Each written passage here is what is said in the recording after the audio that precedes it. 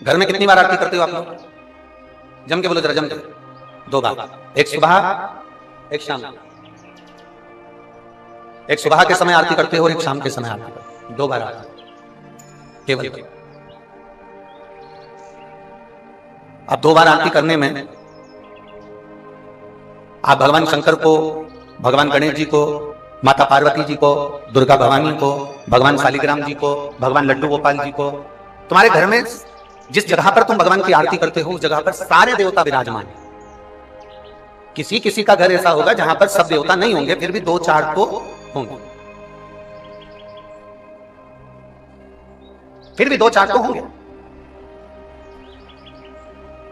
जिस घर के अंदर सारे देवता विराजमान हैं, सभी देवी देवता जिसके घर के अंदर विराजमान हैं, आप प्रयास करा करो, प्रयास करना। आप भगवान शंकर की जब आरती उतारो तब प्रयास करना कि आरती का दीपक जब हम उठा रहे हैं उसके पहले हमारे हाथ में जो गरुड़ घंटी है उसका नाद प्रारंभ हो जाना चाहिए। गरुड़ घंटी का नाद प्रारंभ हो जाता है, उसके बाद आरती का दीपक जब उठता है। घर के अंदर की बात है, बाहर मंदिर की हम बात नहीं कर रहे हैं, हम घर के अंदर की बात कर रहे हैं। जब घर में सारे देवता जहां पर विराजमान हो, देवी भी है, देवता भी है, कुल देवता भी है, पितर देवता भी है, ये देवता भी है, वो देवता भी है, सारे देवी देवता जब वहां विराजमान है, तब उस जगह पर आपको एक क्रम करना है कि घंटी का नाद पहले करो। कारण अगर किसी मंदिर के अंदर केवल एक देवता है, किसी मंदिर के अंदर केवल एक देवता है, तो आप डायरेक्ट आरती उठाइए, घंटी बजाइए और चालू हो जाइए। पर घर के अंदर अगर सारे देवता विराजमान हैं, गणेश जी बैठे हैं, देवी जी बैठी है, पितृदेव बैठे हैं, गरुड़ देव बैठे हैं, वरुण देव बैठे हैं, सारे देवता देवी देवता उस मंदिर के अंदर बैठे हैं, तो आपको पहले गरुड़ की घंटी का नाद करना चाहिए। उसका कारण ये होता है कि जितने देवी देवता हैं, घंटी की आवाज सुनते से ही उन देवताओं की दृष्टि हमारे ऊपर पड़ जाती है। हम जब भी दिखाते हैं, आरती निहारना प्रारंभ करते हैं, तो देवता हमको वर प्रदान करना प्रारंभ करते हैं। वो देवता हमें वर प्रदान करना प्रारंभ करते हैं।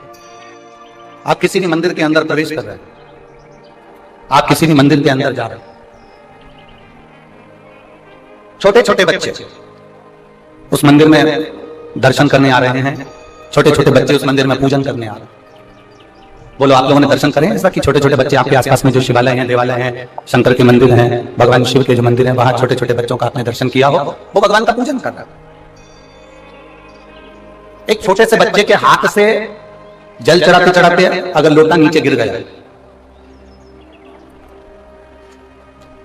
छोटे से बच्चे के हाथ से अगर जल चढ़ाते चढ़ाते एक छोटा सा बच्चा जल चढ़ा रहा, उसके हाथ से लोटा गिर गया, उसके हाथ से जल का पात्र गिर गया, उसके हाथ से जल का कलश नीचे गिर गया। छोटा सा बच्चा बेलपत्र चढ़ा रहा है, बेलपत्र चढ़ाते चढ़ाते उसके हाथ में जो बेलपत्र रखी है वो पूरी की पूरी दब गई, बेकार हो गई, मुड़ गई, टूट गई और उसने भगवान शंकर को चढ़ाया। जरा सावधानी से सुनना कथा।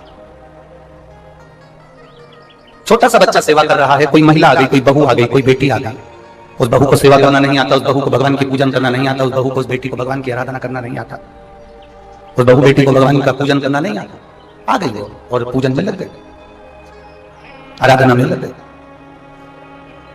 अब मान लो उससे कोई गलती हो रही है, मान लो उस बच्चे के हाथ से लोटा गिर गया, मान लो उस बच्ची के हाथ से लोटा गिर गया, मान लो बहू पूजन कर रही थी उससे कुछ गड़बड़ी हो गई, बेटी पूजन कर रही थी उससे कोई गड़बड़ी हो गई, कोई बच्चा पूजन कर रहा था उससे कोई गड़बड़ी हो गई, कोई पूजन में त्रुटि हो गई। तो मेरा निवेदन इस व्यासपीठ से है कि जितने बड़े बड़े लोग जिनको पूजन करना आती है, जिनको आराधना करना आती है, जिनको अर्चना करना आती है, उनसे निवेदन है उस बच्चे को लोटा गिरने पर, उस बच्चे को गलत पूजन करने पर, उस बच्चे को कहीं त्रुटि वाली पूजन करने पर भी मेरा घर के बड़ों से निवेदन है उसको डांटने का प्रयास मत करना, क्योंकि वो अभी अभी जुड़ा,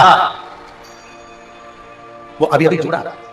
जब वो अभी अभी जुड़ा है तो धीरे धीरे धीरे धीरे वो सेवा की ओर, पूजन की ओर अग्रण्य होगा, वो धीरे धीरे पूजन की ओर बढ़ेगा, वो धीरे धीरे सेवा की ओर बढ़ेगा, धीरे धीरे सीखेगा। अब आप लोग क्या करते हो कि एक साथ एकदम बच्चे को चिल्ला देते, जरा सी गलती हुई, जरा सी गड़बड़ी हुई और आपने बच्चे को चिल्लाना, जरा सी गलती हुई, जरा सी गड़बड़ी हुई और आपने बच्चों को चिल्लाना ना।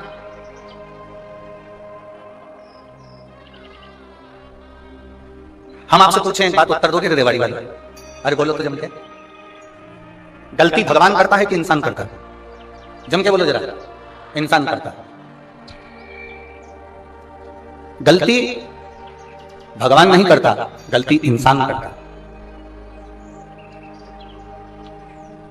गलती बाप करता है कि बेटा करता है? जम के बोलो जरा। बेटा। माफ कौन करता है? बाप।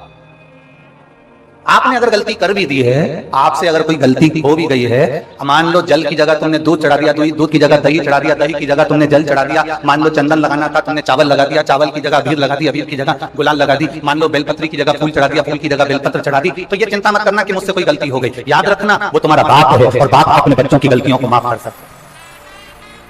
पिता अपने बच्चों की गलतियों को माफ करता चले जाता है, बाप अपने बच्चों की गलतियों को माफ करने की उसकी आदत बन गई।